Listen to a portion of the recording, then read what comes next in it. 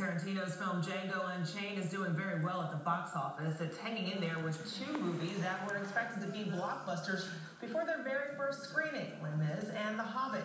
Django has made more than $82 million since its Christmas debut, and it has not been released in other countries yet.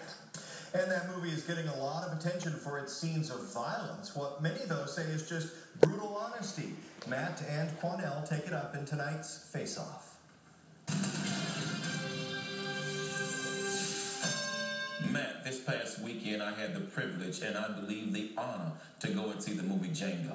I watched Jamie Foxx, Samuel L. Jackson, and Quentin Tarantino's production of Django. It was absolutely a moving film. It was very difficult for me to watch some aspects of that film because it portrayed some real truths about slavery. Some in the African American community have condemned producers like Spike Lee, have condemned Quentin Tarantino for making the film and using the N-word so much. I have to disagree with my brother Spike Lee. Even though I admire brother Spike, I disagree with him on this. If you didn't want Quentin Tarantino to make a movie that was so truthful and painful about slavery, well then Spike Lee, you and others like yourself should have made the movie yourself.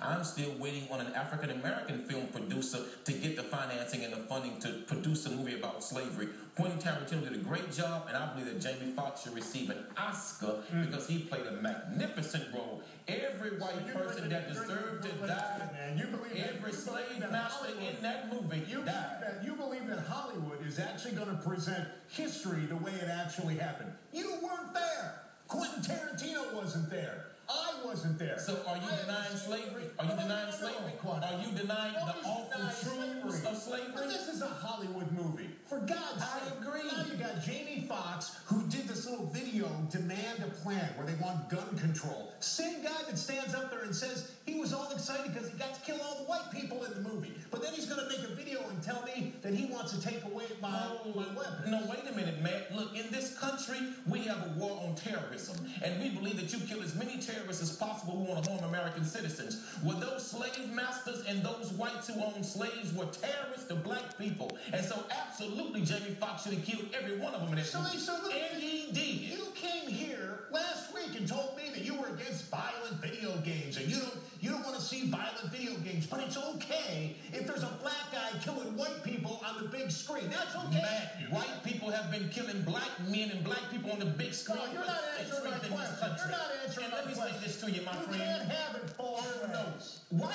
is it you all want gun control whenever you're in the hot seat, but now when a slave is killing some slave masters, you want gun control? I've got a Second Amendment of the Constitution. I'm not in the hot seat. Matt, but you want it both ways, Quanell. No, I do You not. want to see a black guy killing white people, but you don't want videos. I want to see a black guy in a movie standing up as a slave and defending himself and his people, and that's what Jamie Foxx did. So I have no problem with all the white slave masters being killed in that movie.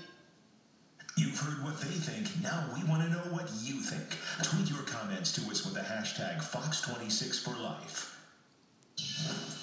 A new bar is